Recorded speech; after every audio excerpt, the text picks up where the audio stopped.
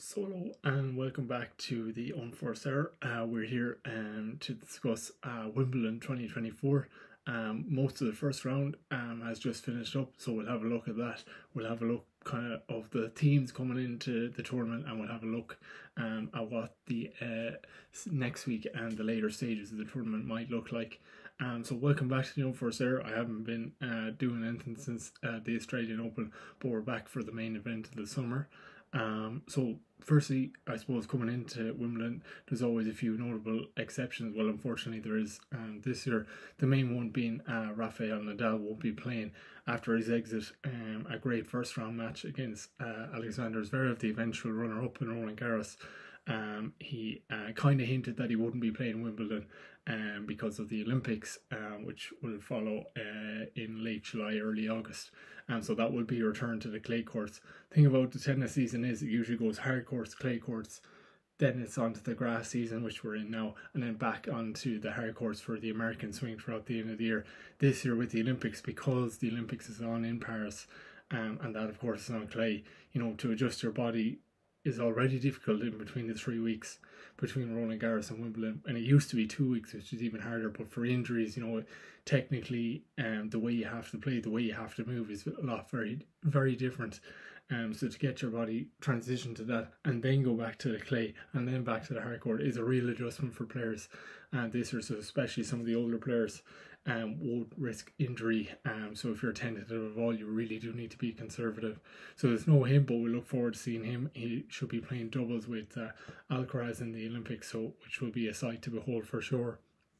The other exception then is Sir Andy Murray pulled out of singles this morning. He's had surgery a couple of days ago, but was giving himself every chance to play in Wimbledon one last time. He's kind of hinted that he should be wrapping up just after the Olympics in terms of his tennis career. So disappointing for him, but he gave himself every chance, and he's had many great memories, countless great memories at Wimbledon through the years, and he is to be commended, even in this last part of his career, how hard he's fought to even give himself a chance. Do you remember that great game? I think it was the second round against Stefanos Tsitsipas last year, an absolute classic.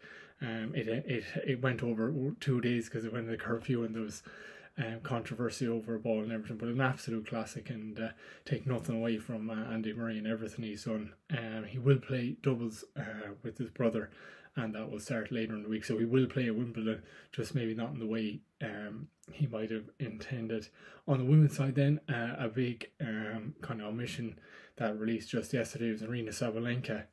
She did hinted at her pre-tournament press conference, but has been suffering an injury in relation to her back, which kind of hinders her serve. And as we know, the grass courts, it benefits the bigger servers, but the rallies are a lot shorter due to the nature of the surface. So if you're hindering your serve at all, you're going to be in trouble. So disappointing for her. She won't be at the Olympics either, but will give herself time to return for New York in September, but disappointing nonetheless. So they're kind of the big headlines, unfortunately, for some of the main contenders, or the old guard on the men's side. We do have a few people returning on a more positive sense, and we'll get to that now in a few minutes. So we'll just have a look at the men's side first. First round, there's been no major surprises. Alcaraz won in straight sets. Sinner got it done in 4 sets against Hanfmann. Wouldn't have been his traditional surface, but it'd be interesting to see how he plays this year after winning his first major in January. Alcaraz, of course, a great Wimbledon final last year, who he won against Djokovic.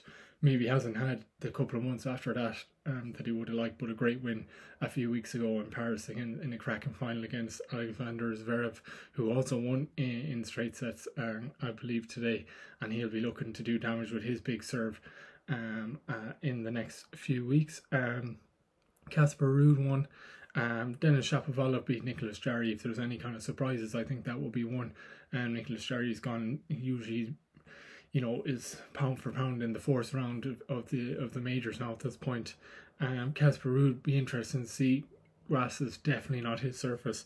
He'll be the first to admit that, but I'm interested to see. One of the themes I'm looking at is the kind of middle generation him Tsitsipas, Taylor Fritz, how can they do it this Wimbledon? Because Djokovic won a straight set today, has a bit of a knee injury.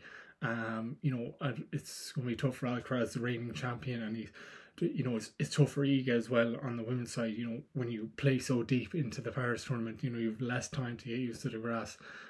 So I'm always kind of looking at those guys now, and when same on the women's side, when a few of the top contenders are a bit off, it really does open up opportunities for other people. And I always like it because often my attention goes to the same players all the time, but when one of them are taken away, it kind of gives me a chance to look at other players that I wasn't looking at before and stuff like that. So yeah, as I said, Novak won today. He was wearing a knee brace but was moving fine. Usually I don't tend to watch Novak until maybe the second round in Grand Slams, because I just assume he's going to get in, but that's no disrespect because he's not to the other players, but he's just been that dominant over the years that you'll have enough of watching him throughout the second week. Rublev was knocked out, and that would be a bit of a surprise. Constantina bet him. Say both wheeled. Our Brazilian friend was in a five set classic against Jubb, the man from Britain. As I said, Tsitsipas and Fritz were through easily enough. Ben Shelton, like say both, was in a 5-setter classic and beat Bellucci 150th seed Italian man. Is a great match, one of those that because of the rain was kind of over the 2 days, but Ben Shelton using his big serve, but was really in a dogfight. He loves a good dogfight and it's very entertaining to watch when he's in full flow and when his back is against the wall. I often think him and Rune, I love watching them in the first week because they're usually oftentimes on a outside court and they get in some of the best battles but really turn it on, and they're young, full of energy, and they love a good fight, and it's very entertaining to watch. On the women's side, we have a couple of the kind of people who are returning, which I'm saying is always a positive. Emma Raducanu returned yesterday on the centre court and beat Zarazuo. Great to see her back at Wimbledon, where she kind of had her initial breakthrough, I would say. A couple of years ago, she went on to win the US Open, but she kind of made a name for herself at Wimbledon, as she would, and the home crowd didn't have it all her own way, and was talking about maybe one of those ones where you kind of win doing what you have to do, rather than being at your peak, which no one is at this point. Great to see Naomi Osaka beat Danielle Parry, the French lady, in a great game. Really interested to see what Naomi Osaka does after a great match against Iga Swiatek in the French Open. Not necessarily a grass court player before. She took a break to have her baby, but is full of enthusiasm now, and it's just been a real treat to watch her this year, and going to be really interesting to see how she does, especially as the likes of Sabalenka, who definitely would have been one of the favourites. It kind of opens up the draws. For another one who opens the draw for is Donna Beckett. She would have been kind of in her Sabalenka's quarter, so to speak. So really excited to see how she does. Mira Andreeva got beaten by Fruitova. Not a huge surprise. Mira Andreeva did very well in the French Open a few weeks ago, and Essa Grass is a completely different surface, and she's still very young. But also beat Mukova. Mukova's returning after being out with injury. Her wrists have given her problems the last few years, actually, which is disappointing because she's a great player in full flow, and her type of game, the way she can pass it back, it's great on clay, but it actually probably would translate pretty good onto grass as well. Rybakina, the champion of 2 years ago, looked great today. She was down a break in the first set, but once she got into a flow, she really did well against Roos.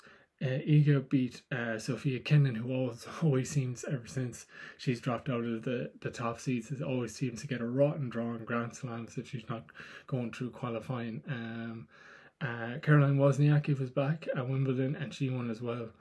But the big surprise is last year's champion Vondrousova, beaten by a Spanish lady, Busca Marino. She was ranked, I think, in 81st or 82nd in the world, and was well beaten. Very impressive. 21 years old. Tough for Vondrousova. Tough, you're on centre court as a defending champion, as tradition has it at Wimbledon. You know, and she probably hasn't had the year she would have wanted after being Wimbledon, but winning Wimbledon has its own pressure and everyone's looking at you now. You know, she would have been, I think she was one of the first unseeded players to ever win Wimbledon last year, and then all of a sudden you're thrust into the spotlight. So it can be tough, and the Spanish lady played with no pressure at all, and she said that, but she enjoyed it. She took the moment. It's on centre court, biggest match of her life, and played really great tennis, force Vondrousova to make so many unforced errors as well. A lot of credit goes to her as well for putting the pressure on Vondrousova. But disappointed really to see last year's champion bow out so early for the tournament. But nonetheless, this is what happens in Grand Slams. And yeah, so that's kind of a recap of some of the main points of the first round as we look ahead. Tomorrow we've some great games. Naomi Osaka against Emma Navarro, who's had a great year, and you know who's had a lot of matches recently, and so has Osaka. But Navarro's really having a great year in terms of the win she's clocked up, more so on the hard course. But I'm really interested to see how she develops. Still quite young, and has played a lot of probably the college system, and they always make like Ben Shelton, you know, they're really good in kind of close battles. They're very intense, so really excited to see that. The all-Italian clash of Yannick Sinner against Matteo Berrettini. I probably haven't talked enough about Matteo Berrettini on this show here. He would have been in the Wimbledon final a couple of years ago, and is a grass court player, but there's just something magic about him at Wimbledon.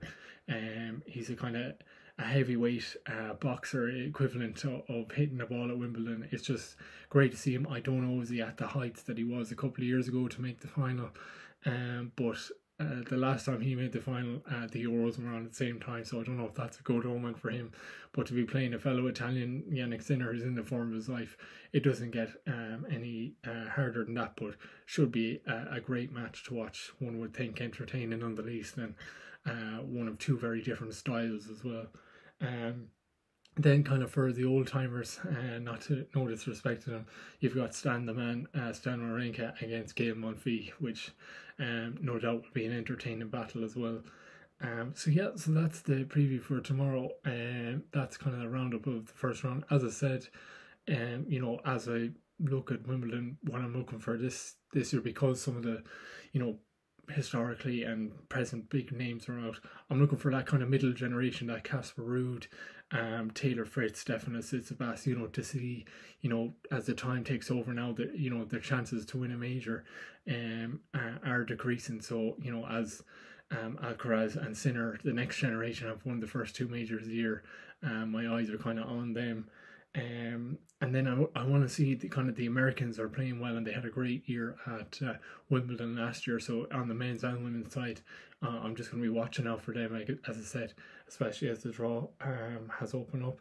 And yeah, I'm just going to try and enjoy Wimbledon. There's a lot of other sport going on. It's a great time to be a sports fan, but there's nothing like Wimbledon.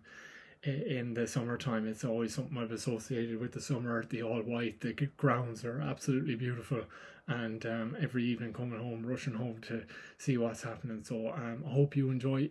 Thank you for listening, and we'll be chatting to you later in the week if we can help it. Okay, thank you.